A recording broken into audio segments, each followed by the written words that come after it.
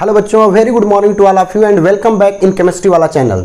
बच्चों, इसके पहले वाले लेक्चर्स में हम लोग जो हैलो एल्केन्स और हैलो एरिन्स की सीरीज हम लोग चला रहे हैं, इसमें हमने आप लोगों को SN1 रिएक्शन क्या होता है और SN2 रिएक्शन क्या होता है, इनके बारे में पूरा कंप्लीट लेक्चर आप लोगों को दिया हुआ है। आप लोगों का वहां से आई होप कि जो भी स्टूडेंट इस वीडियो को देखने से पहले उस वीडियो को देख लिया होगा, तो SN1 रिएक्शन क्या है, SN2 रिएक्शन क्या है, तो उसका पूरा का पूरा कॉन्सेप्ट आप लोगों का क्लियर हो गया होगा। अच्छा, उससे भी बढ़िया बात आप लोगों को बता दें कि जो हमारी SN1 और SN2 रिएक्शंस है ना, उनके डिस्क्रिप्शन में मैंने एक लिंक दिया हुआ है, ठीक है, SN1 रिएक्शन की, जिसमें हम IIT JEE लेवल के या नीट लेवल के क्वेश्चंस करवाए हुए हैं, उनके कॉन्सेप्ट दिए हुए हैं। तो दोनों बेसिकली SN1 रिएक्शन और SN2 रिएक्शन जो आपकी हैलो एल्केन्स और हैलो एरिन्स में इसके प्रीवियस लेक्चर में हमने दे रखा है, तो उनके डिस्क्रिप्शन बॉक्स में जाकर के यदि आप लोग चाहें, जो भी नीट की IIT JEE की तैयारी कर रहा हो, तो वो उसके डिस्क्रिप्शन बॉक्स से लिंक को क्लिक करके और आप लोग SN1 और SN2 रिएक्शन को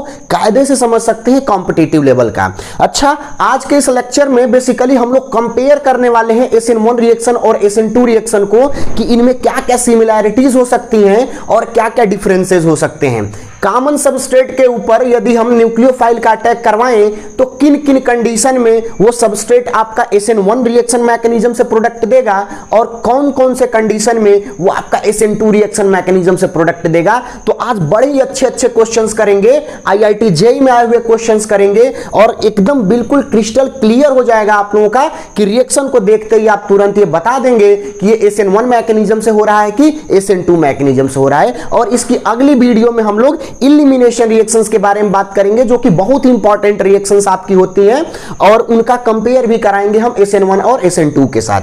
तो आइए बिना अपना टाइम स्पेंड किए, यहां पे जैसा कि हेडिंग भी आप लोग देख रहे हैं कि SN1 रिएक्शन और SN2 रिएक्शन, जो SN1 रिएक्शंस होती है ना, वो बेसिकली आपकी यूनिमॉलिक्यूलर रिएक्शंस होती हैं, और जो SN2 रिएक्शंस होती है वो बाईमॉलिक्यूलर। देखिए, वन जो है ना, ये मॉलिक्यूलैरिटी को शो कर रहा है, और मॉलिक्यूलैरिटी आप लोगों ने अपने केमिकल काइनेटिक्स में पढ़ रखा होगा। यदि नहीं पढ़ रखा होगा तो हम लेकर के आएंगे लेक्चर आप लोगों के लिए, और वहां से मॉलिक्यूलैरिटी का आपको आइडिया लग जाएगा। तो ये बेसिकली यूनिमॉलिक्यूलर है, और ये क्या है आपका बाईमॉलिक्यूलर। देखिए इसका रीजन क्या है, इसको यूनिमॉलिक्यूलर क्यों बोल रहे हैं, तो इसका रीजन जान लीजिए, because only one molecule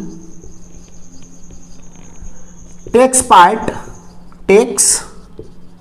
part in rate determining step. देखिए मॉलिक्यूलैरिटी जो है ना, वो रेट डिटरमाइनिंग स्टेप में इन्वॉल्व आपके मॉलिक्यूल्स को देख करके क्या की जाती है, बताई जाती है। आई बात समझ में। तो रेट डिटरमाइनिंग स्टेप में केवल और केवल कितना मॉलिक्यूल आपका इन्वॉल्व होने वाला है, एक मॉलिक्यूल। यहां पे आपका रीजन इसका ये होगा कि because in rate determining step, ठीक है, टू मॉलिक्यूल्स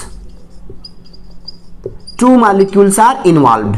ठीक है, आप लोगों में से जो भी इसका प्रीवियस लेक्चर देखा होगा ना, उसको ये बातें बिल्कुल क्लियर हो रही होंगी SN1 और SN2 का, कि इसका क्या मतलब है। बट चूंकि हमको यहां पे कंपैरिजन करवाना है, तो यहां पे देखिए दो मॉलिक्यूल्स आपके इन्वॉल्व हैं, और यहां पे आपका सिंगल मॉलिक्यूल इन्वॉल्व है। ठीक है, अभी दिखाते हैं कि कैसे। अच्छा, उसके बाद मैं आपको बता दूं, पॉइंट वाइज आप लोग इसको करते हुए चलेंगे। देखिए मैं पॉइंट वाइज बताऊंगा, आप लोग पॉज करके नोट कर लेंगे, और हम इसी पे आपका लेकर के पॉइंट्स को आगे बढ़ते रहेंगे। अब देखिए कि ये एक 2 स्टेप रिएक्शन है, ये जो है ना, ये 2 स्टेप रिएक्शन मैकेनिज्म इसकी है। ठीक है, इसकी जो रिएक्शन है वो कितने स्टेप्स में होती है, 2 स्टेप्स में। देखिए जो पहला स्टेप होता है, ठीक है ना, स्टेप फर्स्ट, इसको आप बोल लीजिए स्टेप फर्स्ट। ये स्टेप फर्स्ट बेसिकली आपका होता है स्लो स्टेप, और यही होता है आपका रेट डिटरमाइनिंग स्टेप। इसमें होता है आपका फॉर्मेशन ऑफ कार्बोकैटायन। आई बात समझ में। और जहां पे कार्बोकैटायन आ गया, वहां पे आपका रीअरेंजमेंट आ गया, 1,2 मिथाइल शिफ्ट, हाइड्राइड शिफ्ट, आपका फिनाइल शिफ्ट। साथ ही साथ बता दें कि जो रेट डिटरमाइनिंग स्टेप आपकी है, उसमें कार्बोकैटायन की स्टेबिलिटी से रेट ऑफ रिएक्शन क्या होगी, डायरेक्ट आपकी अफेक्ट होने वाली है। तो जरा देख लीजिएगा, तो यहां पे ये आपका क्या है, RX है, अल्काइल हैलाइड। तो देखिए सबसे पहले स्टेप में इसके ऊपर होता है पार्शियल निगेटिव चार्ज, इसके ऊपर होता है partial charge, partial positive charge. Bond की ब्रेकिंग होती है और यहां पे आपका लिविंग ग्रुप के रूप में बाहर निकल जाता है। ये है बेसिकली आपका क्या चीज, कार्बोकैटायन। आई बात समझ में? तो यदि आपकी रेट ऑफ रिएक्शन इसकी लिखे ना तो देखिए यहां पे इसकी रेट ऑफ रिएक्शन में केवल और केवल एक ही, यही आपका कौन सा स्टेप है, स्लो है, और यही आपका रेट डिटरमाइनिंग स्टेप है। तो इसकी रेट ऑफ रिएक्शन बेसिकली जो है वो कहीं ना कहीं अल्काइल हैलाइड की कंसंट्रेशन पे डिपेंड कर रही है। तो जिसकी पावर क्या है आपकी 1 है। यहां पे न्यूक्लियोफाइल का कोई इन्वॉल्वमेंट नहीं है। तो हमको यहां से एक चीज तो ये दी गई एक पॉइंट की जो रेट ऑफ रिएक्शन है वो केवल और केवल अल्काइल हैलाइड की कंसंट्रेशन पे डिपेंड कर रहा है। तो यहां से आप चाहें तो आर्डर ऑफ जो रिएक्शन है ना वो भी बता सकते हैं। इस रिएक्शन की आर्डर कितनी होने वाली है, 1।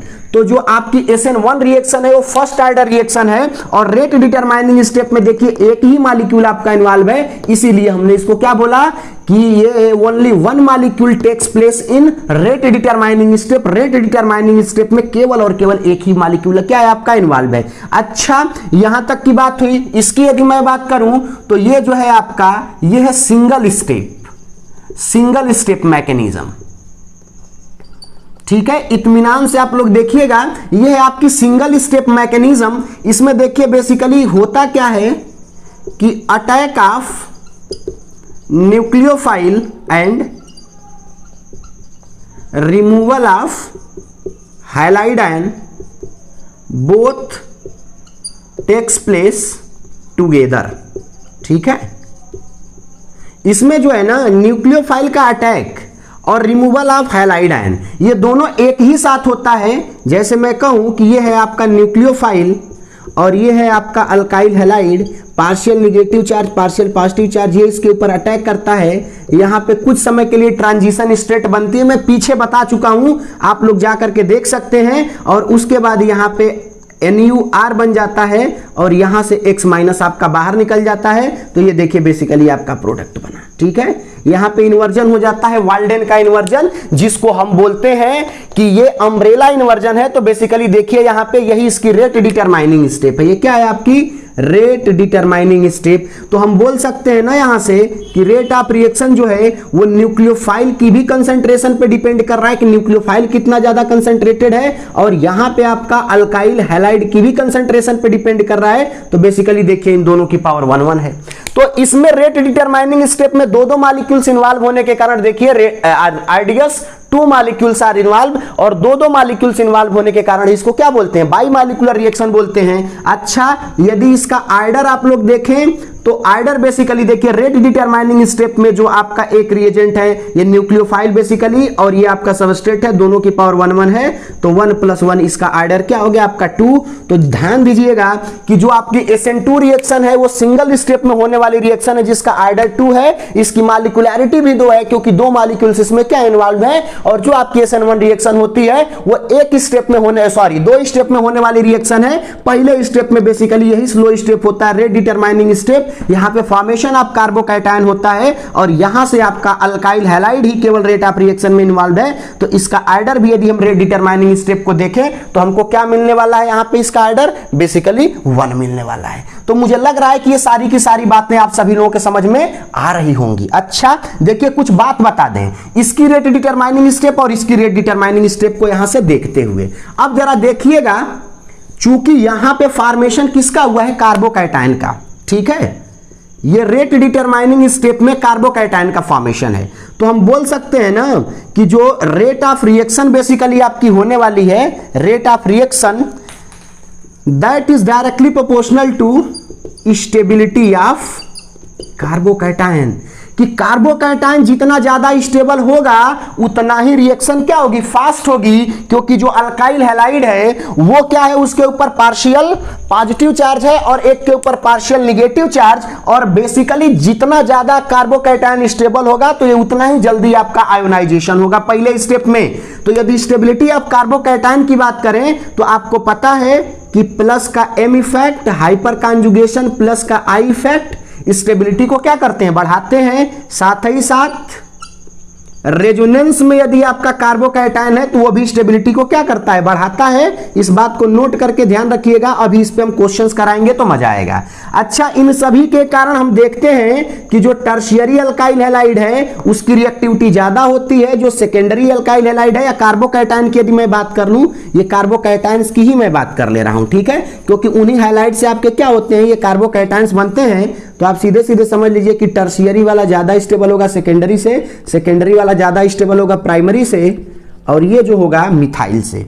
तो ये आपको अरेंजमेंट याद होना चाहिए कि जो टर्शियरी कार्बोकैटायन है ना, बेसिकली वो टर्शियरी कार्बोकैटायन ज्यादा स्टेबल होगा। इसका मतलब कि जो टर्शियरी अल्काइल हैलाइड होने वाला है वो टर्शियरी अल्काइल हैलाइड आपका सबसे ज्यादा रिएक्टिव होगा और मिथाइल हैलाइड क्या होगा, सबसे कम रिएक्टिव होगा। इन पॉइंट्स को ध्यान रखिएगा। रेजोनेंस जहां पे होगा वहां पे बेसिकली आपका रेट ऑफ रिएक्शन काफी ज्यादा होगा क्योंकि वो कार्बोकैटायन ज्यादा स्टेबल होगा। अच्छा, इसकी रेट डिटरमाइनिंग स्टेप में देखिए न्यूक्लियोफाइल और ये दोनों लोग दिख रहे हैं, तो थोड़ा सा हम यहां पे बात कर ले। अब देखिए न्यूक्लियोफाइल इसके ऊपर अटैक कर रहा है, तो ये आप खुद सोचिए कि इसके पास जितना कम जगह घिरा हुआ होगा, मतलब जितना खाली जगह होगा, इस न्यूक्लियोफाइल को अटैक करने में क्या होगी, उतनी ही मदद मिलने वाली है। ध्यान दीजिएगा, क्योंकि ये न्यूक्लियोफाइल पीछे से अटैक कर रहा है, तो न्यूक्लियोफाइल को पीछे से अटैक करने के लिए जितना ज्यादा जगह मिलेगा उतना ही बढ़िया क्या होने वाला है, इसके ऊपर अटैक होने वाला है। तो अब जरा आप लोग खुद से सोचिएगा, ठीक है,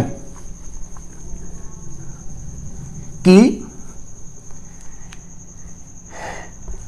आप यहां पे जरा देखिए कि बेसिकली जो अटैक ऑफ न्यूक्लियोफाइल, ठीक है, बेसिकली यदि मैं बात करूं कि अटैक ऑफ न्यूक्लियोफाइल, ठीक है, will be high if R plus, या ऐसे आप बोल सकते हैं कि इसमें जो आपका पार्शियली पॉजिटिव चार्ज है इधर तो आपका निकल गया, if R plus is less hindered, ठीक है। यदि ये कम हिंडर्ड है, लेस हिंडर्ड है, तो न्यूक्लियोफाइल का पीछे से अटैक क्या होगा, बहुत बढ़िया होगा। तो यदि मैं कह दूं आपसे कि मान लीजिए CH3 और ये X था और ये था आपका न्यूक्लियोफाइल, इसके ऊपर पार्शियल पॉजिटिव चार्ज, इसके ऊपर पार्शियल नेगेटिव चार्ज, तो यहां पे देखिए पूरा बढ़िया जगह है। वहीं पे यदि मैं कह दूं कि आपके पास दे दिया गया है, सपोज दैट ये है आपका CH3 और ये है बेसिकली आपका CH2 और ये है आपका X, तो यदि न्यूक्लियोफाइल की बात करें तो अब जरा देखिएगा, इसके ऊपर पार्शियल पॉजिटिव चार्ज, इसके ऊपर पार्शियल नेगेटिव चार्ज, तो ये इसके ऊपर अटैक करेगा, लेकिन थोड़ी सी इसको क्या होने वाली है, परेशानी। तो ये बेसिकली क्या है आपका, मिथाइल वाला है, ये मिथाइल हैलाइड है। ये कौन सा हैलाइड है, प्राइमरी हैलाइड है। यदि मैं आपसे कह दूं कि ये मान लीजिए आपको दे दिया गया CH3CH, ये हो गया CH3 और ये हो गया X, मान लीजिए ये आपका है न्यूक्लियोफाइल, इसके ऊपर पार्शियल निगेटिव पॉजिटिव चार्ज, इसके ऊपर पार्शियल नेगेटिव चार्ज। तो अब देखिए इसके अटैक को थोड़ी परेशानी हो रही है, तो ये है आपका सेकेंडरी। और कहीं यदि टर्शियरी वाला हमने ले लिया, आप जरा देखिएगा कि यदि कहीं हमने गलती से टर्शियरी वाला ले लिया, जैसे मैं कहूं कि ये C, ये है CH3, ये है आपका CH3, ये है आपका CH3, ये है X, इधर है आपका न्यूक्लियोफाइल, तो न्यूक्लियोफाइल को अटैक करने के लिए इसके ऊपर कहीं से जगह ही नहीं मिल रहा है। मतलब कि जो टर्शियरी है ना, वो SN2 रिएक्शन को नहीं देने वाला है। तो मैं यहां पे आप सभी लोगों को एक आर्डर बता दूं, ठीक है, कि यहां पे जो आपका मिथाइल होगा, ठीक है, उसकी रिएक्टिविटी सबसे ज्यादा होगी, उसके बाद होगा प्राइमरी अल्काइल हैलाइड, उसके बाद होगा सेकेंडरी अल्काइल हैलाइड, और जो टर्शियरी अल्काइल हैलाइड है वो देगा ही नहीं। तो आपके दिमाग में जो है ना वो मिथाइल होना चाहिए, प्राइमरी होना चाहिए, सेकेंडरी होना चाहिए। मुझे लग रहा है कि काफी मजा आ रहा होगा। यहां पे देखिए जो इसका सीक्वेंस है बिल्कुल उल्टा है। यहां पे SN1 रिएक्शन जो है वो टर्शियरी अल्काइल हैलाइड या टर्शियरी कार्बोकैटायन के रिस्पेक्ट में ज्यादा आपकी बढ़िया होगी, और यहां पे मिथाइल वाला यदि होगा, ये मिथाइल वाला, ये देखिए मिथाइल वाला है, ये आपका प्राइमरी है, ये सेकेंडरी है, ये टर्शियरी है, तो टर्शियरी तो देगा ही नहीं। तो मिथाइल और प्राइमरी वाले के रिस्पेक्ट में SN2 रिएक्शन बहुत बढ़िया होती है और इसमें SN1 रिएक्शन क्या होती है, काफी शानदार होती है। तो मुझे लग रहा है कि ये सारा का सारा आप सभी लोगों के समझ में आ रहा होगा। अब जरा देखिए कुछ और बातें आपको बताते हैं, अच्छी अच्छी बातें, ठीक है। अब देखिए यहां पे चूंकि रेट डिटरमाइनिंग स्टेप में RDS में आपका कार्बोकैटायन था, तो कार्बोकैटायन के कारण यहां पे रीअरेंजमेंट आपका पॉसिबल है। तो आप यहां पे 1,2 हाइड्राइड शिफ्ट भी करवा सकते हैं, 1,2 मिथाइल शिफ्ट भी करवा सकते हैं, और आप यहां पे 1,2 फिनाइल शिफ्ट भी करवा सकते हैं। हालांकि हमने अपने पहले लेक्चर में इसको पूरा कंप्लीटली एक्सप्लेन कर रखा है, आप लोग जा करके क्या कर सकते हैं, देख सकते हैं। तो इसको भी आपको करवाना पड़ेगा, ध्यान रखना पड़ेगा। कार्बोकैटायन का फॉर्मेशन है, उसके बाद प्रोडक्ट क्या हो रहा है, आपका बन रहा है। आई होप कि सबका एक एक पॉइंट क्या होता जा रहा होगा, क्लियर होता जा रहा होगा। अब जरा देखिएगा इसका जो सेकेंड स्टेप है, इसका स्टेप 2, ठीक है, पहला स्टेप तो हो गया। स्टेप 2 पे जो होता है वो होता है आपका अटैक ऑफ न्यूक्लियोफाइल। तो जो आपका R+ बना है उसके ऊपर बेसिकली न्यूक्लियोफाइल क्या करता है, अटैक करता है, और यहां पे ये क्या बन जाता है, प्रोडक्ट बन जाता है। अच्छा, इसी के साथ यदि इसको मैं दिखा दूं थोड़ा सा कि आपका न्यूक्लियोफाइल था, ये R के ऊपर पार्शियल पॉजिटिव, और यहां पे बेसिकली जो है ना इसके ऊपर पार्शियल निगेटिव। ये देखिए न्यूक्लियोफाइल इसके ऊपर क्या कर रहा है, अटैक कर रहा है। यही बेसिकली इसका रेट डिटरमाइनिंग स्टेप था। कुछ समय के लिए ट्रांजिशन स्टेट बनती है और उसके बाद आपका यहाँ पे प्रोडक्ट बन जाता है, और ये X- बाहर। तो अब देखिए थोड़ा सा प्रोडक्ट के बारे में हमको बात करनी है, ठीक है। तो यहां पे देखिए जो प्रोडक्ट बनता है ना, तो ध्यान दीजिएगा कि यदि R+ आपका कायरल है, ठीक है, कायरल का मतलब हो गया ये ऑप्टिकली एक्टिव, ठीक है। थोड़ा सा हम इसकी स्टीरियो केमिस्ट्री के बारे में जानना चाहते हैं। तो कायरल है और यदि ऑप्टिकली एक्टिव है ना, तो जो प्रोडक्ट बनता है ना वो रेशमिक मिक्सचर बनता है। क्या बनता है, रेशमिक मिक्सचर। और ये बेसिकली क्या होता है आपका, ऑप्टिकली इनएक्टिव, ठीक है। थोड़ा सा आप लोग स्टीरियो केमिस्ट्री की समझ रहे हैं तो यहां पे देखिए रेशमिक मिक्सचर बनता है, क्योंकि जो कार्बोकैटायन है ना वो होता है आपका sp2 हाइब्रिडाइज्ड, और sp2 हाइब्रिडाइज्ड के कारण इसकी जो ज्योमेट्री होती है प्लेनर, और न्यूक्लियोफाइल ना जो है ना वो फ्रंट साइड से भी अटैक कर सकता है और बैक साइड से भी अटैक कर सकता है। तो यहां पे रेशमिक मिक्सचर बनेगा। यहां पे बेसिकली 50% आपका रिटेंशन प्रोडक्ट बनता है और 50% आपका इन्वर्जन प्रोडक्ट बन सकता है, ठीक है। ये परसेंटेज कम ज्यादा भी हो सकते हैं, ठीक है, बट ये जानिए कि रिटेंशन और इन्वर्जन दोनों बनेगा, क्योंकि बना हुआ जो ये न्यूक्लियोफाइल है, ये कार्बोकैटायन आपका sp2 हाइब्रिडाइज्ड है। प्लेनर ज्योमेट्री के कारण न्यूक्लियोफाइल ऊपर से भी अटैक कर सकता है, नीचे से भी। तो प्रोडक्ट आपके दो तरीके के मिल सकते हैं, मतलब रेशमिक मिक्सचर मिलेगा। यहाँ पर रिटेंशन और इन्वर्जन क्या होते हैं, दोनों तरीके के प्रोडक्ट। आप 50% न कहें तो ज्यादा बढ़िया है, क्योंकि इनका परसेंटेज थोड़ा कम या थोड़ा ज्यादा भी हो सकता है। तो मुझे लग रहा है कि ये समझ पा रहे होंगे। लेकिन यहाँ पे जो है, यहाँ पे सिंपल इन्वर्जन होता है, यहां पे सिंपल इन्वर्जन, और इस सिंपल इन्वर्जन को हम लोग बोलते हैं वाल्डेन इन्वर्जन, ठीक है।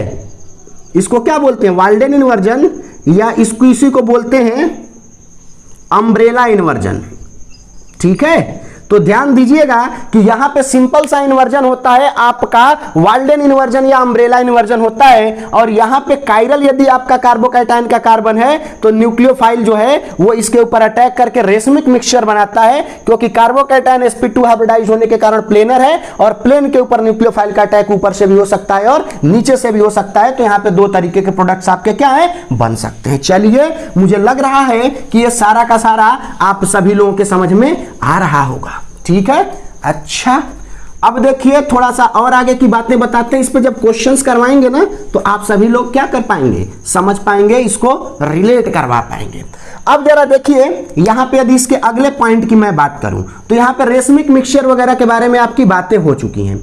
अब जरा देखिएगा कि जो SN1 रिएक्शन है, इसके लिए यदि मैं एनर्जी डायग्राम की बात करूं, ठीक है ना, कि इसका एनर्जी प्रोफाइल, तो चलिए इसके एनर्जी प्रोफाइल की बात कर ले रहे हैं। एनर्जी प्रोफाइल, तो देखिए चूंकि ये 2 स्टेप में होने वाली रिएक्शन है, ठीक है। कभी कभी लोग इसको 3 स्टेप्स में भी बोल देते हैं। आप यदि मेरा पिछला लेक्चर जाकर के देखेंगे SN1 वाला ना, तो उसमें मैं तीसरे स्टेप के बारे में भी एनर्जी प्रोफाइल में बताया हुआ हूं। तो इसके यदि एनर्जी प्रोफाइल की बात करें तो आप सभी लोगों को याद होगा, यदि पीछे से आपने देखा होगा तो ये 2 स्टेप की रिएक्शन होती है। इधर है आपकी बेसिकली एनर्जी और इधर है आपका रिएक्शन कोऑर्डिनेट, ठीक है। इधर क्या है आपका रिएक्शन कोऑर्डिनेट। तो ये बेसिकली जो रिएक्शन है आपकी, ये आपकी 2 स्टेप की रिएक्शन है, तो ये देखिए बेसिकली इसका एनर्जी प्रोफाइल ये बनता है, ये है आपका स्टेप 1 और ये बेसिकली क्या है आपका स्टेप 2 है। स्टेप 1 में फॉर्मेशन ऑफ कार्बोकैटायन, यहां तक कार्बोकैटायन का फॉर्मेशन होता है, यहां पे जो अल्काइल हैलाइड है इसका बॉन्ड ब्रेक हो रहा होता है और यहां पे न्यूक्लियोफाइल के साथ इसका बॉन्ड क्या हो रहा होता है, जुड़ रहा होता है और यहां पे बेसिकली होता है आपका न्यूक्लियोफाइल प्लस ये R प्लस और X माइनस और यहां पे बेसिकली आपका बन जाता है क्या चीज RNU और X माइनस क्या हो जाता है, बाहर निकल जाता है। तो मुझे लग रहा है कि एनर्जी प्रोफाइल आप सभी लोगों को ध्यान में आ रहा होगा। यहां पे partial positive charge partial negative charge ये बॉन्ड टूट रहा होता है, फिर एक्चुअल में कार्बोकैटायन बन जाता है, step first complete, step second start होता है, न्यूक्लियोफाइल अटैक करता है और फिर यहां पे ये प्रोडक्ट बनता है। ये प्रोडक्ट आपका रिटेंशन हो सकता है, इन्वर्जन हो सकता है, रेसमिक मिक्सचर हो सकता है यदि ये जो आपका अल्काइल है ये कायरल है। अच्छा, इसकी यदि बात करें एनर्जी प्रोफाइल की तो आपको पता है कि ये आपका बेसिकली सिंगल स्टेप की रिएक्शन है। तो सिंगल स्टेप की रिएक्शन में देखिए क्या है, इधर हमारा एनर्जी, इधर रिएक्शन कोऑर्डिनेट है, तो ये इसका सिंगल स्टेप की रिएक्शन है। मैं कह सकता हूं कि यहाँ पे न्यूक्लियोफाइल है और R के ऊपर पार्शियल पॉजिटिव चार्ज, इसके ऊपर पार्शियल निगेटिव चार्ज।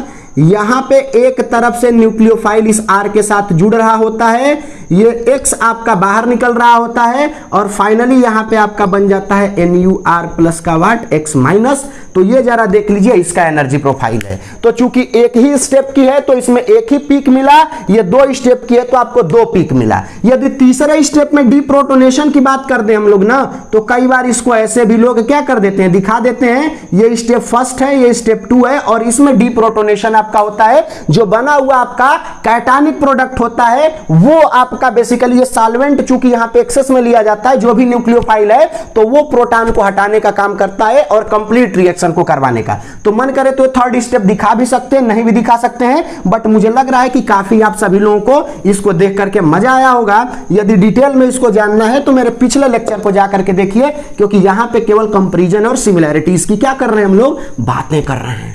अब जरा देखिएगा, यदि मैं यहां पे बात कर दूं कि ये रिएक्शन किस तरीके के मीडियम में फेवरेबल है, तो इसका मतलब कि मैं सॉल्वेंट की बात करूं, सॉल्वेंट की, तो ये रिएक्शन फेवरेबल है पीपीएस में, पोलर प्रोटिक सॉल्वेंट में, जैसे आपका हो गया H2O, जैसे हो गया मिथाइल एल्कोहल, जैसे हो गया आपका इथाइल एल्कोहल, जैसे आपका हो गया एसिटिक एसिड। तो ध्यान रखिएगा कि ये जो रिएक्शन है वो आपकी इस तरीके के मीडियम में पोलर प्रोटिक सॉल्वेंट में क्या है, आपकी बिल्कुल फेवरेबल है। बट यहां पे यदि सॉल्वेंट की मैं बात करूं, ठीक है, तो यहां पे सॉल्वेंट जो होता है वो होता है PAS, और PAS की मैं बात करूं तो जैसे आपका हो गया एसीटोन हो गया, जैसे आपका हो गया DMF डाइमिथाइल फॉर्मामाइड, और यहां पे यदि मैं बात करूं कि DMSO डाइमिथाइल सल्फॉक्साइड, जैसे आपका हो गया ईथर। तो ये सारे जो है ना ये मीडियम का काम करते हैं। तो पोलर अप्रोटिक सॉल्वेंट जो है आपका वो SN2 रिएक्शन के लिए फेवरेबल सॉल्वेंट है। ये सब रेट ऑफ रिएक्शन को क्या कर देते हैं बेटा, इंक्रीज कर देते हैं। मैं पिछले लेक्चर में बता चुका हूं कि पोलर अप्रोटिक सॉल्वेंट SN2 की रेट ऑफ रिएक्शन को कैसे इंक्रीज करते हैं, बट ये ध्यान रहे। और यहां पे पोलर प्रोटिक सॉल्वेंट का क्या किया जाता है, यूज किया जाता है। अच्छा, अगली बात कर दें nature of nucleophile. Nature of nucleophile, तो देखिए यहां पे नेचर ऑफ न्यूक्लियोफाइल ऐसा सेलेक्ट करते हैं कि ये बेसिकली वीक बेस हो। ठीक है, आपको याद होगा मैं बता चुका था, वीक बेस हो। साथ ही साथ में यहां पे बता दूं कि यदि ये न्यूक्लियोफाइल आपके न्यूट्रल हो, ठीक है, न्यूट्रल न्यूक्लियोफाइल्स, ये न्यूट्रल न्यूक्लियोफाइल्स हो, जैसे मैं कह सकता हूं कि आपका H2O हो गया, जैसे मैं कह सकता हूं कि मिथाइल एल्कोहल हो गया। तो ये वाली रिएक्शन क्या होती है, बड़ी शानदार होती है। और ये भी मैं बता दूं कि ये न्यूक्लियोफाइल बेसिकली जो है ना, इनको हम हमेशा एक्सेस में लेते हैं और ये ही किसका काम करते हैं, सॉल्वेंट का, क्योंकि सॉल्वेंट देखिए ना पोलर प्रोटिक वाले ही हैं। इसका मतलब कि SN1 रिएक्शन में जो न्यूक्लियोफाइल है ना वही मीडियम का काम कर रहा है, वही किसका काम कर रहा है, सॉल्वेंट का काम कर रहा है। अभी जब क्वेश्चंस बताएंगे तो काफी मजा आएगा आपको इसमें। ठीक है, तो इस बात का क्या रखना है, आप सभी लोगों को ध्यान रखना है। अच्छा, यदि मैं इधर की बात करूं तो यहां पे आपको यूज करना होता है स्ट्रांग न्यूक्लियोफाइल का, स्ट्रांग न्यूक्लियोफाइल। आई बात समझ में, स्ट्रांग न्यूक्लियोफाइल क्यों, क्योंकि आपको पता है कि जो SN2 रिएक्शन है वो सिंगल स्टेप की रिएक्शन है और इसमें न्यूक्लियोफाइल का अटैक करवाना पड़ता है। और न्यूक्लियोफाइल अटैक कब करेगा, जब ये न्यूक्लियोफाइल क्या होगा, स्ट्रांग न्यूक्लियोफाइल होगा। स्ट्रांग न्यूक्लियोफाइल का मतलब हम बोल सकते हैं निगेटिव चार्ज न्यूक्लियोफाइल। ठीक है, निगेटिव चार्ज्ड न्यूक्लियोफाइल, जैसे मैं आपसे बोल सकता हूं SH पे माइनस, जैसे मैं बोल सकता हूं OH पे माइनस, जैसे मैं बोल सकता हूं O2O, यहां पे ये इथाक्साइड आयन बेसिकली आपका है, जैसे मैं बोल सकता हूं साइनाइड आयन। तो ये सभी जो आपके न्यूक्लियोफाइल है ना, ये स्ट्रांग न्यूक्लियोफाइल हैं, और इन्हीं न्यूक्लियोफाइल्स को हम क्या करते हैं, SN2 रिएक्शन मैकेनिज्म में प्रीफर करते हैं। इस मीडियम की किसमें प्रेजेंस में वाल्डेन का इन्वर्जन प्रोडक्ट बनता है, इसमें आपका रेसमिक मिक्सचर रेसमाइजेशन पॉसिबल है, इसमें न्यूक्लियोफाइल न्यूट्रल हो तो ज्यादा बढ़िया, जैसे ये लोग हो गए, और इनको एक्सेस में हमेशा लिया जाता है, सॉल्वेंट का काम करते हैं। तो देखिए मैं आप सभी लोगों को ना एक यहां पे बहुत ही शानदार बात बताने जा रहा हूं, और यदि ये बात आप लोगों ने ध्यान रख ली तो आपको कभी जिंदगी में कोई परेशानी नहीं होने वाली है। तो SN1 रिएक्शन में मैंने बता दिया कि जो टर्शियरी आपका अल्काइल हैलाइड है उसकी रिएक्शन सबसे बढ़िया होती है, सेकेंडरी की, प्राइमरी की, और सबसे कम किसकी, मिथाइल की। तो ध्यान रखिएगा कि जब भी आपको टर्शियरी अल्काइल हैलाइड देना तो दिमाग में तुरंत कौन सा आना चाहिए, आपके SN1 रिएक्शन मैकेनिज्म, और मिथाइल हो या प्राइमरी हो तो दिमाग में तुरंत क्या आना चाहिए, आपकी SN2 रिएक्शन मैकेनिज्म। टर्शियरी देता ही नहीं है, क्योंकि टर्शियरी आपका अल्काइल हैलाइड ज्यादा हिंडर्ड होने के कारण बैक साइड से न्यूक्लियोफाइल के अटैक को क्या कर देता है, रोक देता है, और यहां पे बना हुआ जो टर्शियरी कार्बोकैटायन है टर्शियरी अल्काइल हैलाइड से वो ज्यादा स्टेबल होता है। मुझे लग रहा है कि आप सभी लोगों के समझ में सारी की सारी बातें क्या है, आ रही होंगी। अब जरा देखिए इससे भी खूबसूरत बात, इन तीनों पॉइंट्स को तो नोट ही कर लीजिएगा, क्योंकि ये रिएक्शन करवाने में SN1 और SN2 को डिफरेंशिएट करने में काफी मदद करने वाले हैं आपकी। तो यदि टर्शियरी है तो SN1, और यदि मिथाइल या प्राइमरी है तो SN2। टर्शियरी आपका कभी SN2 रिएक्शन देगा ही नहीं, सॉल्वेंट आपका PPS होगा, जैसे ये हो गया। न्यूक्लियोफाइल जो होगा वीक बेस, न्यूट्रल न्यूक्लियोफाइल ज्यादा बढ़िया होते हैं, जैसे H2O, methyl alcohol, ethyl alcohol, इनको एक्सेस में लिया जाता है, सॉल्वेंट के रूप में यूज होते हैं। यहां पे पोलर अप्रोटिक सॉल्वेंट से रेट ऑफ रिएक्शन बढ़ती है। स्ट्रांग न्यूक्लियोफाइल चाहिए, क्योंकि न्यूक्लियोफाइल का अटैक करवाना पड़ता है, सिंगल स्टेप की रिएक्शन है, तो निगेटिवली चार्ज न्यूक्लियोफाइल ज्यादा स्ट्रांग होते हैं। जैसे ये आपका SH माइनस आयन हो गया, जिसको हम बोलते हैं बेसिकली थायोल आयन, ये आपका OH माइनस आयन, ये इथाक्साइड आयन, ये साइनाइड आयन। तो मुझे लग रहा है कि सारी की सारी बातें आप सभी लोगों के समझ में आ रही होंगी। आइए इससे भी बढ़िया एक बात बता दें, इससे IIT में और आपके नीट में काफी सारे क्वेश्चंस उठाए गए हैं, और हालांकि मैंने अपने प्रीवियस वीडियो में भी इस पे एक आध क्वेश्चंस करवाए हुए हैं। अब जैसे देखिए, जैसे मैं इसकी बात कर दूं कि ये आपके पास CH2X दिया हुआ है, और आपके पास दिया हुआ है CH2 डबल बॉन्ड CH, ये CH2 और ये X। तो देखिए इसके ऊपर होता है पार्शियल निगेटिव चार्ज, इसके ऊपर partial positive charge, partial negative charge, partial positive charge.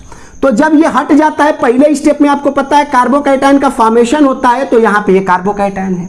जब ये यहां से हट जाता है SN1 में, तो यहां से ये कार्बोकैटायन का फॉर्मेशन होता है। अब जरा देखिए ये कार्बोकैटायन और ये किसमें है, कॉन्जुगेशन में है, तो यहां पे क्या पॉसिबल है, रेजोनेंस पॉसिबल है। यहां पे भी देखिए पूरा बेंजीन रिंग के इलेक्ट्रॉन के साथ यहां पे भी क्या पॉसिबल है, आपका रेजोनेंस पॉसिबल है। तो ध्यान दीजिएगा कि जो आपका इसको बेंजाइलिक कार्बोकैटायन बोलते हैं, बेंजाइलिक हैलाइड, बेसिकली आप ऐसे समझ लीजिए बेंजाइलिक हैलाइड, ठीक है, benzylic halide, partial negative, partial positive, partial negative, और यहीं से तो ये बना है आपका। तो बेंजाइलिक हैलाइड जो है वो भी SN1 रिएक्शन देते हैं, किसके कारण, रेजोनेंस के कारण, क्योंकि बना हुआ कार्बोकैटायन इसके साथ किसमें है, कॉन्जुगेशन में है, और पूरा का पूरा यहां पे रेजोनेंस हो रहा होगा। तो ज्यादा स्टेबल होने के कारण बेंजाइलिक हैलाइड जो है वो SN1 रिएक्शन देते हैं। यहां पे ये भी इसके साथ कॉन्जुगेशन में है, तो जो बेसिकली आप बोल सकते हैं इसको बोलते हैं अलाइलिक हैलाइड, ठीक है, इसको क्या बोलते हैं, अलाइलिक हैलाइड। अलाइलिक हैलाइड कैसे, जब इसके साथ ये हैलोजन लगा हो, जिसके ऊपर पार्शियल निगेटिव चार्ज, इसके ऊपर पार्शियल पॉजिटिव चार्ज, ये हटता तो पॉजिटिव चार्ज आता, इसके साथ कॉन्जुगेशन में होता। तो ध्यान दीजिए अलाइलिक हैलाइड और जो बेंजाइलिक हैलाइड है ना, ये दोनों के दोनों क्या करते हैं, आपका SN1 रिएक्शन को शो करते हैं, क्योंकि बने हुए कार्बोकैटायंस जो है वो रेजोनेंस के कारण क्या है, आपके स्टेबल हैं। आपको बताया गया था, अभी मैंने बताया था कि रेजोनेंस के कारण इनकी स्टेबिलिटी क्या होती है, बढ़ने लगती है। कितना मजा आ रहा है, बहुत मजा आ रहा है, मुझे तो बहुत मजा आ रहा है, एक एक कॉन्सेप्ट क्लियर हो रहा है। अच्छा, तो अब आपको मैं बता दूं यहां पे एक और सीक्वेंस ध्यान रखिएगा कि यदि ये आपको दे दिया है बेंजाइलिक हैलाइड, आपको दे दिया है टर्शियरी हैलाइड, क्योंकि टर्शियरी आपको पता है ना बहुत बढ़िया देता है, अभी अभी मैंने बताया था। तो ये है टर्शियरी, और आपको दे दिया CH2 डबल बॉन्ड CH, यहां पे दे दिया CH2X और मान लीजिए आपको दे दिया सेकेंडरी। ठीक है, ये क्या है, सेकेंडरी वाला है। तो अब जरा देखिए इसके ऊपर partial positive, partial negative, partial positive, partial negative, partial positive, partial negative, इसके ऊपर पार्शियल निगेटिव, पार्शियल पॉजिटिव। तो देखिए यहां पे बना हुआ कार्बोकैटायन रेजोनेंस के कारण ज्यादा स्टेबल है। पूरे बेंजीन रिंग में जो भी आपके पाई इलेक्ट्रॉन्स है उनके साथ कॉन्जुगेशन में है।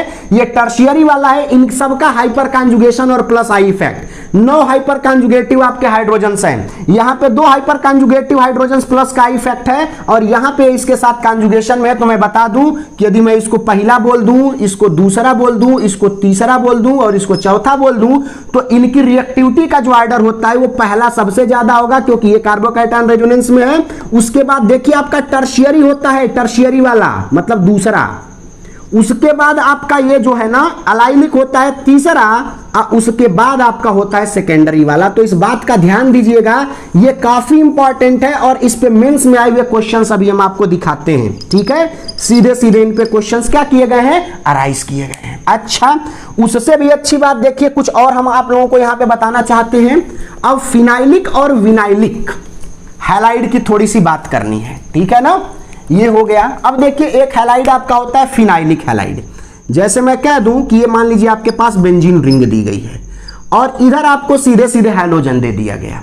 अच्छा, एक आपका होता है CH2CH और यहां पे हैलोजन दे दिया गया। मान लीजिए इसके ऊपर पार्शियल निगेटिव चार्ज, इसके ऊपर पार्शियल पॉजिटिव चार्ज आपने कर दिया, तो इसके पहले स्टेप में जब इसका आयोनाइजेशन होगा तो बना हुआ कार्बोकैटायन ये है और ये अनस्टेबल होता है। क्या होता है, अनस्टेबल कार्बोकैटायन। अच्छा, इसके ऊपर पार्शियल निगेटिव चार्ज, इसके ऊपर पार्शियल पॉजिटिव चार्ज, तो ये देखिए क्या बनाएगा CH2 डबल बॉन्ड CH और इसके ऊपर पार्शियल ये पॉजिटिव चार्ज आ गया और ये भी क्या हो गया आपका अनस्टेबल। तो अनस्टेबल होने के कारण न तो ये आपकी SN1 रिएक्शन देता है और न ही ये आपका विनाइलिक हैलाइड। तो इसको बेसिकली बोलते हैं फिनाइलिक हैलाइड। ठीक है, और इसको बोलते हैं विनाइलिक हैलाइड। ठीक है, विनाइलिक हैलाइड। तो न तो विनाइलिक हैलाइड आपका SN1 देता है और न ही फिनाइलिक हैलाइड SN1 देता है, जबकि बेंजाइलिक भी देता है और अलाइलिक भी देता है क्योंकि वो रेजोनेंस के कारण किसमें होते हैं, आपके बिल्कुल स्टेबल होते हैं कार्बोकैटायंस। अच्छा, इनमें भी आपको बता दें कि ये जो रिएक्शन है, अच्छा ये भी आपके बेंजाइलिक और जो आपके बेसिकली अलाइलिक थे ये भी उनके साथ देते हैं और ये आपका फिनाइलिक और विनाइलिक के साथ ये भी नहीं देते हैं। क्यों, देखिए क्योंकि इनके ऊपर ये था हैलोजन। हैलोजन के पास लोन पेयर्स ऑफ इलेक्ट्रॉन है, ये इसके साथ कॉन्जुगेशन में होने के कारण है ना ये डबल बॉन्ड कैरेक्टर है, स्ट्रांग बॉन्ड हो गया। क्या हो गया, स्ट्रांग बॉन्ड। और कोई न्यूक्लियोफाइल ना इसके ऊपर अटैक करके इस बांड को तोड़ नहीं सकता है। और SN2 में होता क्या है कि न्यूक्लियोफाइल ही तो अटैक करता है, तो ये बांड टूटेगा तभी तो न्यूक्लियोफाइल जाके जुड़ेगा, तो ये अटैक पॉसिबल नहीं है। ठीक वही काम यहां पे भी है।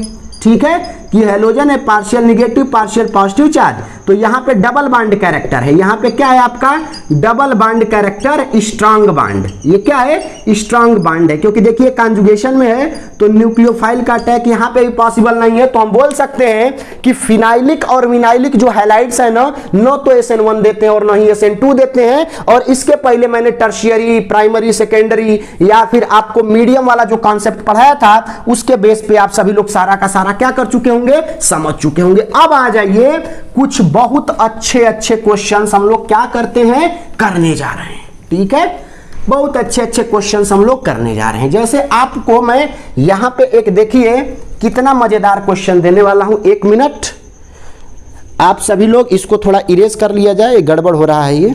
ठीक है, हाँ दिक्कत है, कोई बात नहीं, हम लोग मैनेज कर लेंगे। ध्यान रहे कि कौन कौन से लोग आपका SN1 रिएक्शन देते हैं और कौन कौन से लोग आपके SN2 रिएक्शन देते हैं। ठीक है, तो मैं एक लाइन में चाहूं तो यहीं पे लिख दूं, आप सभी लोगों को ध्यान होना चाहिए। ठीक है, यहां पे आप सभी लोगों को क्या होना चाहिए, ध्यान होना चाहिए। तो यदि RX के कैरेक्टर की मैं बात करूं तो यहां पे टर्शियरी है, सेकेंडरी है और प्राइमरी है।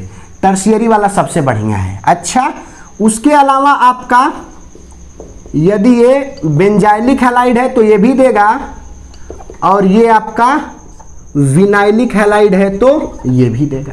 आई बात समझ में? तो ये RX का नेचर हो गया। अच्छा, ये पहली बात याद रखना है। दूसरी बात याद रखना है कि जो न्यूक्लियोफाइल है तो न्यूक्लियोफाइल आपका न्यूट्रल होना चाहिए, जैसे H2O हो गया आपका, ये बेसिकली हो गया CH3OH हो गया, जैसे हम कहें CH3COOH हो गया। ठीक है, इसको ध्यान रखना है। अच्छा, दूसरा सॉल्वेंट की बात करें मीडियम की, ठीक है, तो सॉल्वेंट बेसिकली आपका होना चाहिए पोलर प्रोटिक सॉल्वेंट। ठीक है, और पोलर प्रोटिक सॉल्वेंट का मतलब हो गया आपका क्या चीज? H2O हो गया, आपका इथाइल एल्कोहल हो गया, मिथाइल एल्कोहल हो गया। जैसे मैं बोल सकता हूं कि ये हो गया आपका H2O, जैसे हो गया आपका इथाइल एल्कोहल, तो ये सब क्या है? आपके पोलर प्रोटिक सॉल्वेंट। यदि इधर की बात करें तो इसमें सबसे बढ़िया कौन देता है? मिथाइल देता है, उसके बाद प्राइमरी, उसके बाद सेकेंडरी, और टर्शियरी तो आपका देता ही नहीं है। अच्छा, इसके अलावा मैं बता दूं कि यहाँ पे जो आपका न्यूक्लियोफाइल है वो स्ट्रांग न्यूक्लियोफाइल होना चाहिए। क्या होना चाहिए? स्ट्रांग न्यूक्लियोफाइल आपका यहाँ पे होना चाहिए। और स्ट्रांग न्यूक्लियोफाइल का मतलब जैसे मान लीजिए साइनाइड आयन हो गया,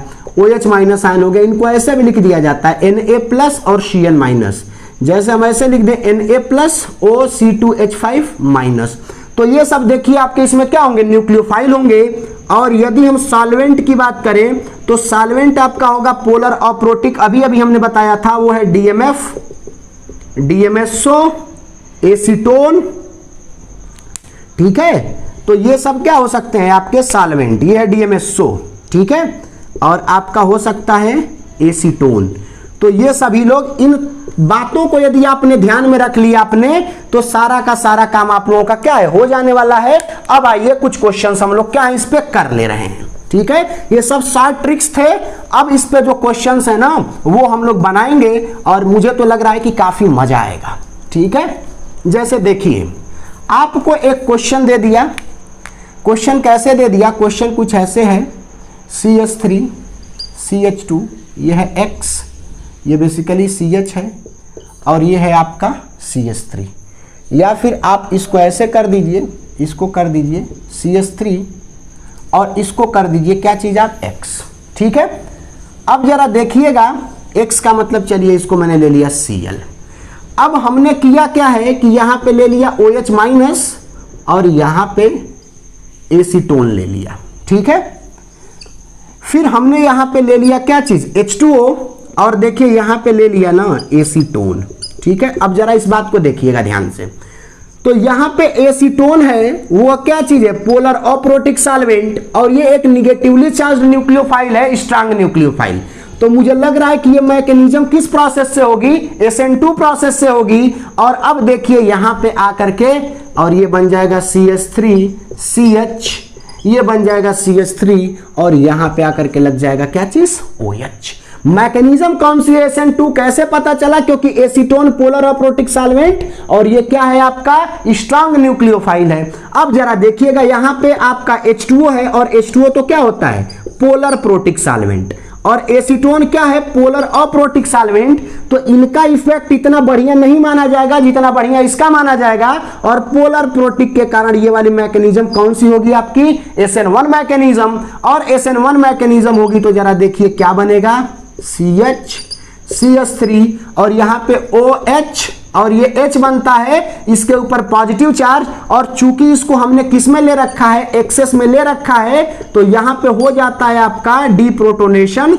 ठीक है, और डीप्रोटोनेशन के बाद आपका H2O के साथ एक हाइड्रोजन निकल आता है, और ये बेसिकली बन जाता है CH3CH। CH3 ये रह गया आपका OH, और इधर चलाया क्या चीज आपका? H3O+ आयन, और यहां से आपका Cl- आयन। यहां से देखिए, यहां से भी Cl- आयन निकल चुका है, और यहां से भी Cl- आयन क्या हो चुका है? निकल चुका है। तो देखिए यहां से भी प्रोडक्ट बना, लेकिन ये प्रोडक्ट जो है ये कौन से मैकेनिज्म से है? SN1 मैकेनिज्म से। और ये वाला प्रोडक्ट कौन सी मैकेनिज्म से है? SN2 मैकेनिज्म से। ध्यान दीजिएगा कि एसीटोन पोलर अप्रोटिक थे, लेकिन यहां पे H2O जो है वो पोलर प्रोटिक होने के कारण इसका प्रभाव ज्यादा है। और अब यहां पे जो मैकेनिज्म होगी SN1, लेकिन यहां पे SN2 क्यों? क्योंकि यहां पे OH जो न्यूक्लियोफाइल है, निगेटिवली चार्ज न्यूक्लियोफाइल है, और ये काफी स्ट्रांग न्यूक्लियोफाइल है। आई बात समझ में? चलिए, ये सारे क्वेश्चंस हैं, और मुझे लग रहा है ना कि एक एक बात धीरे धीरे आप सभी लोगों की क्या हो रही होगी? क्लियर। अब जरा देखिएगा, यहां पे मैं आप सभी लोगों को समझाना चाहता हूं,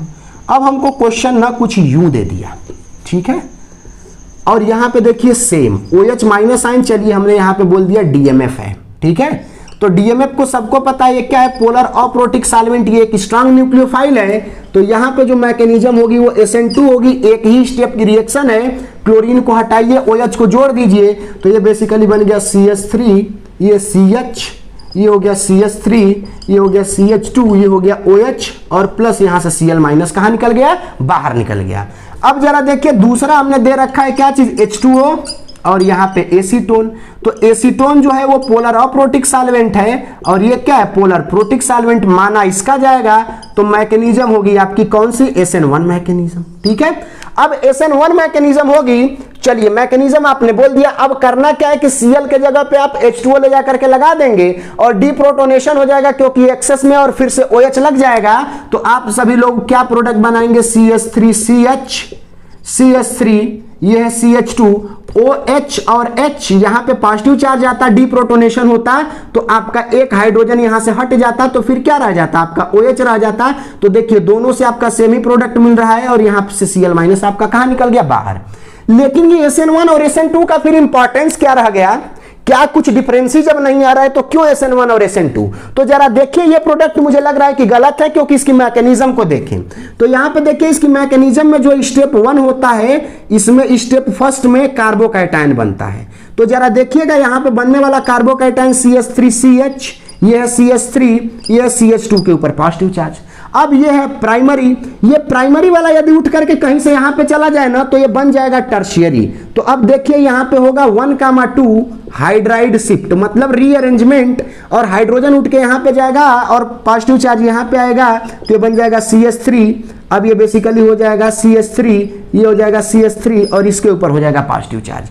अब इसके बाद जो है आपका स्टेप 2 होगा, स्टेप 2, और जो न्यूक्लियोफाइल यहाँ पे H2O है उसका जो है कि क्या होने वाला है, अटैक होने वाला है। तो ये देखिए इसके ऊपर अटैक करेगा तो प्रोडक्ट बनाएगा CH3C, CH3, CH3, OH और H, इसके ऊपर पॉजिटिव चार्ज, फिर डीप्रोटोनेशन होगा तो एक हाइड्रोजन हट जाएगा अपने इलेक्ट्रॉन को देके। तो जरा देखिएगा ना कि यहाँ पे क्या प्रोडक्ट बन रहा है, ये मतलब ये वाला प्रोडक्ट गलत है और ये वाला प्रोडक्ट क्या है, सही है। तो जहां पे भी SN1 मैकेनिज्म हो तो आप मैकेनिज्म के हिसाब से चलिए। स्टेप 1 में कार्बोकैटायन बन रहा है, प्राइमरी है। अब ये प्राइमरी कार्बोकैटायन यदि चेक करेगा अपने बगल में तो ये टर्शियरी बन सकता है। तो 1,2 हाइड्राइड शिफ्ट हो गई तो ये टर्शियरी हो गया, ज्यादा स्टेबल है। अब इस टर्शियरी के ऊपर इस H2O ने क्या किया, अटैक किया और यहां पे क्या बना दिया, प्रोडक्ट बना दिया। तो मैकेनिज्म को नहीं भूलना है, आप पहले इन रिएजेंट्स को देखिए, रिएजेंट्स को देख करके पहचानिए कि SN1 है कि SN2 है, और फिर उसके बाद प्रोडक्ट को क्या कर दीजिए, बनवा दीजिए। आइए ना जरा एक हम मेंस में आया हुआ क्वेश्चन 2006 जब AIEEE हुआ करता था तो आपका एक क्वेश्चन आया था, ठीक है। उस क्वेश्चन को थोड़ा सा हम आप सभी लोगों के सामने पेश करने की क्या है जरूरत करते हैं। देखते हैं कि आप में से कितने लोग उसका सही सही जवाब बताते हैं। क्वेश्चन हमारे पास कुछ यूं है, ये है हमारे पास एक क्वेश्चन, ये है I और ये बेसिकली है आपका CH2 और ये है Br और यहां पे दिया हुआ है आपका NaI और ये दिया हुआ है एसीटोन। तो अब जरा देखिएगा ये NaI है तो इसके ऊपर Na प्लस है, I के ऊपर माइनस है। तो ये I के ऊपर माइनस एक स्ट्रांग न्यूक्लियोफाइल आपको दिख रहा है, आई बात समझ में। अब ये कंपाउंड देखिए एक हैलाइड है, तो ये न्यूक्लियोफाइल या तो जा करके यहां पे अटैक कर सकता है क्योंकि इसके ऊपर पार्शियल निगेटिव चार्ज होगा और इसके ऊपर क्या होगा, पार्शियल पॉजिटिव चार्ज। तो या तो ये न्यूक्लियोफाइल आकर के यहां पे अटैक कर सकता है या फिर आकर के यहां पे। तो अब देखिए न्यूक्लियोफाइल शायद यहां पे आके अटैक नहीं करेगा, या फिर मैं इसको Cl चलिए कर दे रहा हूं, इसको मैं क्या कर दे रहा हूं, Cl कर दे रहा हूं। तो अब जरा देखिएगा कि या तो आयोडीन यहां से इस क्लोरीन को हटा सकता था या फिर यहां से इसको। तो प्रोडक्ट बनने के देखिए कौन कौन से चांसेस थे। अब आपको थोड़ा सा यहां पे क्या करना होगा, दिमाग लगाना होगा। तो ये हो गया आपका CH2 और यहां पे बन गया क्या चीज, I, और Br कहां निकल गया आपका, बाहर निकल गया। या फिर एक प्रोडक्ट आपका ये भी बन सकता था, ठीक है, कि ये जो है आपका CH2 और Br यहां पे रहे और I यहां से Cl निकल जाए और यहां पे क्या आ जाए, आपका I आ जाए। या फिर एक प्रोडक्ट ये भी बन सकता था, क्या बन सकता था कि दोनों जगह से, क्योंकि ये फिक्स नहीं है, यदि इसको एक्सेस में लिया गया होता तो ये बन जाता CH2I और यहां पे बन जाता क्या चीज I। तो ये बताइए तीनों में से कौन सा प्रोडक्ट पॉसिबल है? तो मुझे लग रहा है ना कि ये दोनों प्रोडक्ट्स बनने वाले ही नहीं है। क्यों नहीं बनने वाले हैं, गौर करिएगा कि ये जो Cl है ना, ये बेसिकली कौन सा है, फिनाइलिक है, अभी अभी हमने बताया था। और यहां पे जो है आपका डबल बॉन्ड कैरेक्टर है, और डबल बॉन्ड कैरेक्टर होने के कारण ये जो आपका न्यूक्लियोफाइल है ना, ये न्यूक्लियोफाइल इसके ऊपर अटैक नहीं कर पाता है। इसका मतलब कि ये क्लोरीन यहां से बाहर जाने वाला नहीं है। अच्छा देखिए, यहां पे क्लोरीन आपका छूट गया है, तो ये क्लोरीन बेसिकली कहां रह गया, आपका यहां पे रह गया। तो मुझे लग रहा है कि अब ये जो आयोडीन आपका न्यूक्लियोफाइल आयोडाइड आयन होगा, ये इसके ऊपर अटैक करेगा। चूंकि देखिए यहाँ पे बेंजाइलिक वाला है ना, ये जैसे यहां से हट जाता तो इसके ऊपर क्या आ जाता, प्लस का, और अब ये इसके ऊपर अटैक कर सकता था, क्योंकि बेंजाइलिक इसके साथ रेजोनेंस में होने के कारण ज्यादा स्टेबल है। तो मुझे लग रहा है कि ये वाला प्रोडक्ट बनेगा, और ये प्रोडक्ट्स नहीं बनेंगे, क्योंकि ये क्लोरीन डबल बॉन्ड के कारण यहां से जाने वाला नहीं है। तो आई थिंक कि आप सभी लोगों को ये पूरा का पूरा कॉन्सेप्ट समझ में आ रहा होगा कि कैसे हम लोगों को करना है। और ये मैकेनिज्म कौन सी थी, ये एसीटोन है, तो ये बेसिकली पोलर अप्रोटिक सॉल्वेंट है, और ये स्ट्रांग न्यूक्लियोफाइल है, तो ये रिएक्शन कौन सी हो गई आपकी, SN2 रिएक्शन हो गई। एक स्टेप की रिएक्शन आपकी है। अच्छा चलिए, और थोड़ी सी कुछ आगे की बातें हम लोग कर लें। एक आध क्वेश्चन और आपको बताते हैं, बड़े ही शानदार क्वेश्चंस, जिनसे आपका कॉन्सेप्ट बिल्कुल क्या हो जाएगा, क्लियर हो जाएगा। जैसे मान लीजिए कि आपके पास दे दिया गया, ये है Br, ये है H, ये है बेसिकली, चलिए हमने यहाँ पे इसको बोल दिया I। ये बेसिकली है आपका HD, और इसको भी मैंने बोल दिया H। ये है CH3, और ये है आपका C2H5। जरा देखिएगा, हमने यहाँ पे ले लिया एसीटोन, और यहाँ पे बेसिकली ले लिया OH माइनस आयन। ये निगेटिवली चार्ज स्ट्रांग न्यूक्लियोफाइल है, और एसीटोन जो है आपका PAS है, तो मैकेनिज्म होगी आपकी कौन सी, SN2 वाली। अब देखिए SN2 वाली है, लेकिन मैं बता दूं ना कि उस OH का 1 ही इक्विवेलेंट लिया गया है, मतलब इसका एक ही मॉलिक्यूल लिया गया है। अब जरा देखिए इस कंपाउंड में यहाँ पे Br भी है, और यहाँ पे क्या है आपका आयोडाइड आयन भी है। तो एक OH इस Br को हटाएगा कि एक OH इस I को हटाएगा, तो इसको थोड़ा सा क्या करना होगा, सोचना होगा। तो मुझे लग रहा है कि जिसका लिविंग ग्रुप एबिलिटी इस Br और I में बढ़िया होगा, मतलब जो जल्दी बाहर जाना चाहेगा उसी को हटाएगा। तो मुझे लग रहा है कि जो लिविंग ग्रुप एबिलिटी आप लोगों ने यदि पढ़ रखा हो, तो I माइनस Br माइनस, ये है आपका Cl माइनस, और ये F माइनस, तो इसकी लिविंग ग्रुप एबिलिटी बढ़िया होने के कारण ये जाएगा। तो अब जरा देखिए जो आपका प्रोडक्ट बनेगा, वो प्रोडक्ट देखिए, ये CH3, ये Br अपनी जगह पे रह जाएगा, ये हाइड्रोजन है। और अब देखिए यहां पे चूंकि वाल्डेन इन्वर्जन होता है, SN2 में क्या होता है आपका वाल्डेन इन्वर्जन प्रोडक्ट, तो अब जो OH लगेगा इधर लगेगा, तो ये हाइड्रोजन यहां पे आ जाएगा, ये है D, ये है H, और यहां पे है क्या चीज आपका C2H5। तो ये प्रोडक्ट जो है ये कैसा बन गया, वाल्डेन इन्वर्जन प्रोडक्ट। और यहां से Br माइनस नहीं जाएगा, क्योंकि I माइनस आपका एक स्ट्रांग लिविंग ग्रुप है, और चूंकि OH का एक ही मॉलिक्यूल था, तो या तो Br जा सकता था, या फिर कौन जा सकता था, I जा सकता था। तो देख रहे हैं लिविंग ग्रुप एबिलिटी ना, लिविंग ग्रुप बढ़िया होना चाहिए, तभी आपकी SN2 मैकेनिज्म क्या होने वाली है, अच्छी होने वाली। जैसे देखिए ना, एक क्वेश्चन आपको मैं यहां पे बता दूं। जैसे मैं कहूं कि यह है आपका OH, और यहां पे दे दिया गया आपको एसीटोन, और यहां पे दे दिया गया I माइनस। तो आप एसीटोन को चलिए देख लिए, तो ये हो गया पोलर अप्रोटिक सॉल्वेंट, और ये एक निगेटिवली चार्ज आपका क्या है, न्यूक्लियोफाइल, तो ये स्ट्रांग न्यूक्लियोफाइल है, मतलब मैकेनिज्म होगी आपकी SN2। और आप करेंगे क्या कि तुरंत देखिए यहाँ पे आपने I को लगा दिया, ये बेसिकली एल्कोहल्स की SN2 मैकेनिज्म है, आपको आगे मिलेगी, या मैंने वीडियो में इसको बता रखी है। और प्लस का ये हो गया OH माइनस, लेकिन ये रिएक्शन होगी ही नहीं। क्यों नहीं होगी, क्योंकि देखिए जो OH माइनस है ना, ये है आपका एक स्ट्रांग बेस। क्या है, स्ट्रांग बेस है, और स्ट्रांग बेस जो होते हैं ना, वो आपके वीक लिविंग ग्रुप होते हैं। तो ये एक वीक लिविंग ग्रुप है, और वीक लिविंग ग्रुप के कारण ये लीव कर ही नहीं सकता, जा ही नहीं सकता। इस I माइनस के अंदर इतनी टेंडेंसी नहीं है कि इस OH माइनस आयन को, मतलब ये स्ट्रांग बेस है, वीक लिविंग ग्रुप है, ये बाहर जा पाए। यदि इस रिएक्शन को आपको कंडक्ट करवाना हुआ ना, तो देखिए क्या करते हैं, यदि आप कंडक्ट करवाना चाहें तो देखिए OH माइनस हमेशा H2O के रूप में आपका बाहर निकलता है, तो यदि आप यहाँ पे एसिड का यूज कर दें, ठीक है ना, तो acid basically H plus ion provide करेगा और सबसे पहले यहाँ पे A/B रिएक्शन होगी, एसिड बेस रिएक्शन, काफी फास्ट रिएक्शन होगी।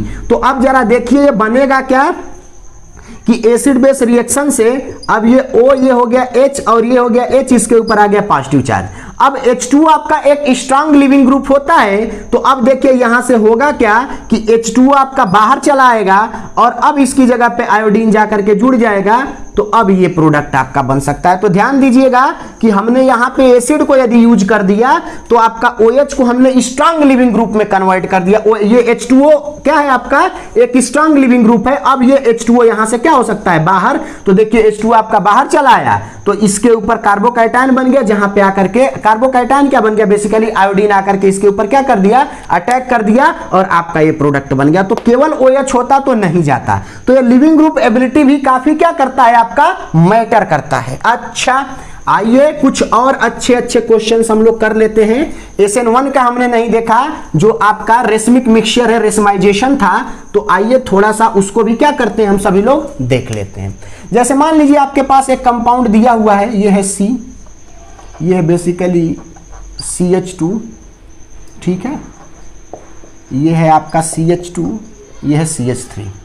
अच्छा, आपको दे रखा है, ये वेज डैश स्ट्रक्चर है बेसिकली, ठीक है, ये वेज लाइन है, यहाँ पे आपका CH3 और आपको यहाँ पे डैश लाइन दे रखा है, यहाँ पे है C2H5 और यहाँ पे है बेसिकली क्या चीज़, Br। अब जरा देखिए यहाँ पे इसने बोल दिया H2O का यूज करना है, तो H2O देखिए क्या है आपका, पोलर प्रोटिक सॉल्वेंट। और पोलर प्रोटिक सॉल्वेंट में कौन सी मैकेनिज्म होती है, SN1 मैकेनिज्म। और ये वाला कार्बन कैसा कार्बन है, कायरल कार्बन एटम।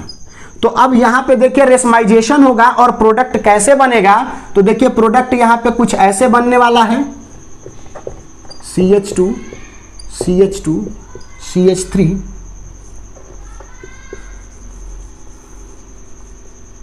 यहां पे है आपका CH3, ये है आपका C2H5 और यहां पे आकर के लगेगा OH प्लस एक दूसरा प्रोडक्ट बनेगा जो कि है CH2 CH2 CH3। अब जो है OH आपका इसमें यहां आकर के लग जाएगा और यहां पे बेसिकली आ गया CH3, ये बेसिकली है C2H5। तो अब जरा देखिए ये 50% जो H2 है ना, इस कार्बोकैटायन के ऊपर जो बनेगा वो फ्रंट से अटैक कर सकता है और बैक से भी अटैक कर सकता है। तो ये बेसिकली आपका क्या हो गया, रिटेंशन प्रोडक्ट बन गया। क्या है, रिटेंशन प्रोडक्ट। और ये क्या है आपका, इन्वर्जन प्रोडक्ट। और इन दोनों को बोलते हैं हम लोग रेसिमिक मिक्सचर। क्या बोलते हैं, रेसिमिक मिक्सचर बोलते हैं। तो जरा देखिए ये रिटेंशन फ्रंट साइड से अटैक किया तो Br के जगह पे OH आ गया और ये बैक साइड से अटैक किया तो पीछे आपका आ गया। तो ये दोनों प्रोडक्ट्स आपके बन गए। ये था ऑप्टिकली एक्टिव, ठीक है, ये क्या था, ऑप्टिकली एक्टिव था। और ये हो गया क्या चीज, ऑप्टिकली इनएक्टिव, ठीक है, ये है आपका ऑप्टिकली इनएक्टिव। तो ये आपका रेशमिक मिक्सचर है, रिटेंशन प्रोडक्ट, ये इन्वर्जन प्रोडक्ट। 50% यहां पे आपका रिटेंशन बन रहा है और 50% क्या बन रहा है, इन्वर्जन, क्योंकि मैकेनिज्म SN1 है, कायरल होने के कारण ऑप्टिकल एक्टिव था। लेकिन अब ये रेशमिक मिक्सचर दोनों का कॉम्बिनेशन जो बना, ये रेशमिक मिक्सचर है और ये बेसिकली आपका ऑप्टिकली क्या है, इनएक्टिव है। तो मुझे लग रहा है कि आप सभी लोगों को ये सारा का सारा क्या हो रहा होगा, क्लियर हो रहा होगा काफी अच्छे से। आइए एक दो क्वेश्चन और कर लेते हैं तो हम लोगों को सारा का सारा क्या हो जाएगा, क्लियर हो जाएगा। जैसे मैं आपसे कह दूं, या फिर चलिए मैं आपको बता दे रहा हूं कि आप लोग SN1 मैकेनिज्म जो हमारी है, हमने अपने प्रीवियस लेक्चर में जो SN1 reaction mechanism of haloalkanes बता रखा है, उसके डिस्क्रिप्शन बॉक्स में हमने मेंस और एडवांस लेवल की मैकेनिज्म्स को बता रखा है। और मुझे लग रहा है कि आप सभी लोगों को वो समझ में आएगा, आप वहां से जाकर के इसको विजिट कर सकते हैं। तो चलिए आज के लिए इतना ही रखते हैं। आप सभी लोगों का बहुत बहुत धन्यवाद आज के इस सेशन को ज्वाइन करने के लिए। और मुझे लग रहा है कि एक एक क्वेश्चन आपका क्रिस्टली क्लियर हो गया होगा कि कब आपका SN1 रिएक्शन होगा, कब SN2 रिएक्शन होगा, SN1 के लिए क्या आपकी कंडीशन होनी चाहिए, SN2 के लिए क्या कंडीशन होनी चाहिए। चलिए, once again thanks to all for joining today's session.